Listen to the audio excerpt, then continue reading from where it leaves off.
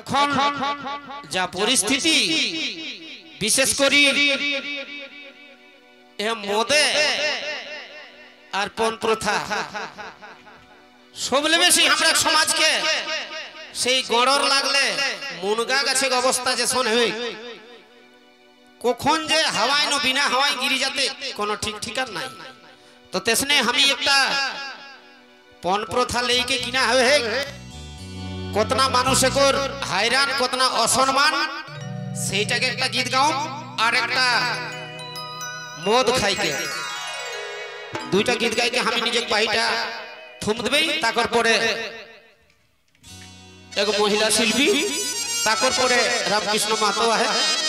কহিতে দিলিও আমরা কোর একাদশটি তো সেই মদ খাইকে এক লোকে কর এ বাদনা পরবে বিশেষ করি কহে গেলে মদ খাওয়াটা রিয়াল সেল করত কিছু লোকে তো সেই মদ খাইকে এসন হয়ে গেলা হে মানে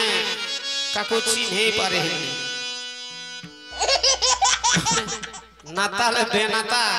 কহি পাইরা যাতে তো সেই আমি একটা মদ খাওয়া গীত বাদনা পরবে মদ খাইকে একবারে বেসামাল সেই গীতটা আহা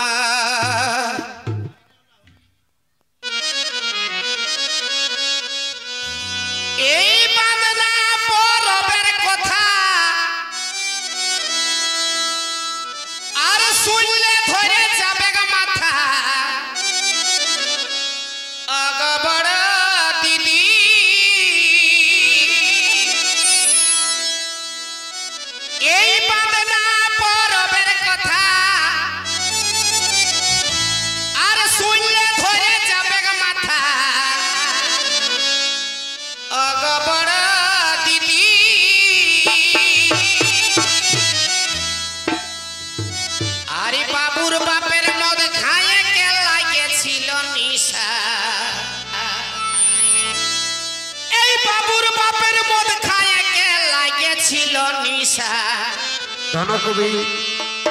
ও দিদি পাইতে গেল দিশা নাহর করবে যত জলদি পারবে আসরে আলো চেষ্টা করে এই বাবুর বাপের মদ খাইকে লাগেছিল নিশা ও দিদি পাইতে গেল দিশা আর দাদাটাকে বাপ বলে আর বাপটাকে পিসা ও যে দাদাটাকে বাপ বলে আর বাপটাকে পিসা রামকৃষ্ণ মাহাতো যত জলদি পারবে আমরা আসরে আলো চেষ্টা করে টাইম নাই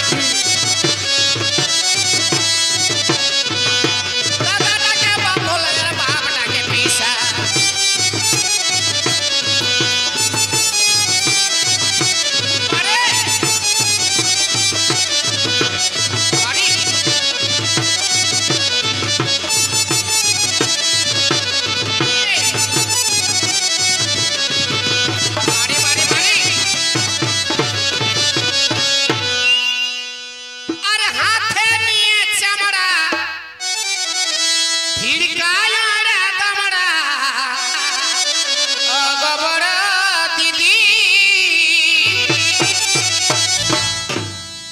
बारे महुला खावा माताल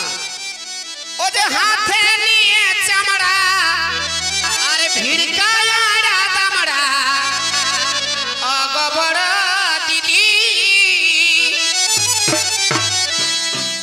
ए जे मोटा मोटा टेंग दुओटा घोसड़े भुइयर में सा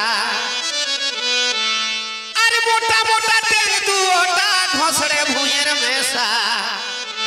ओ दीदी पाल्टे गेलो दिशा दादाटाके बाप बोले यार बापटाके पिसा दादाटाके बाप बोले यार बापटाके पिसा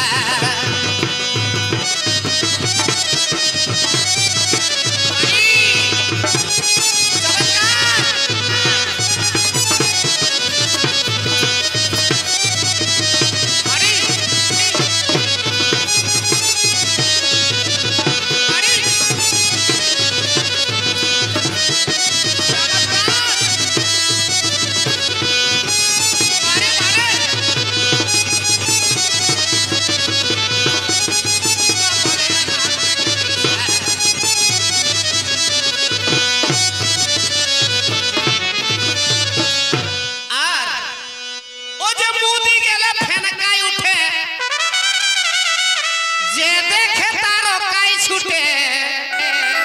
অগবড় দিদি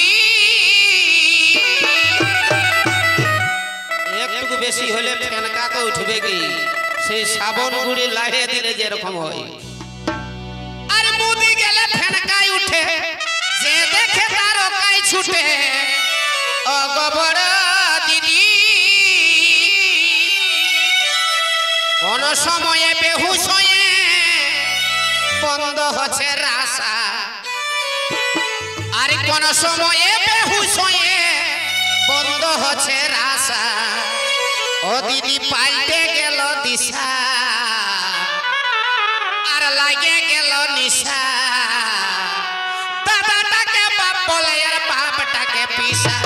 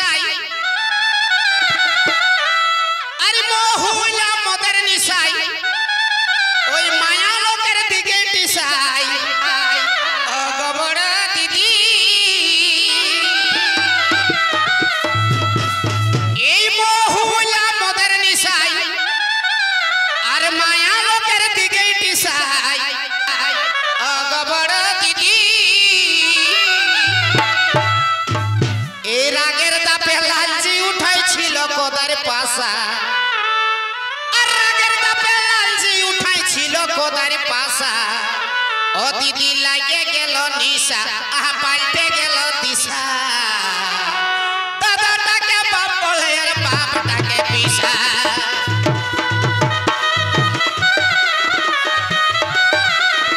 পারি পারি বাপ বলে আর বাপটাকে পিসা পারি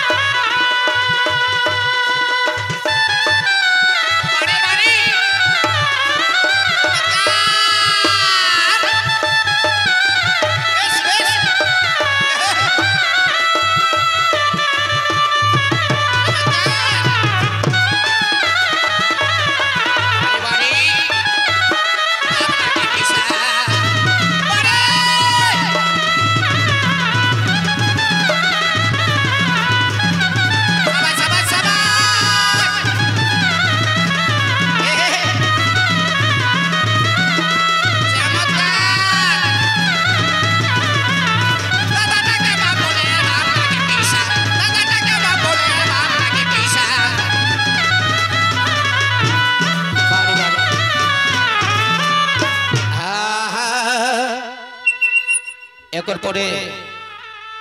দেখা মদে কতনা বদগুণ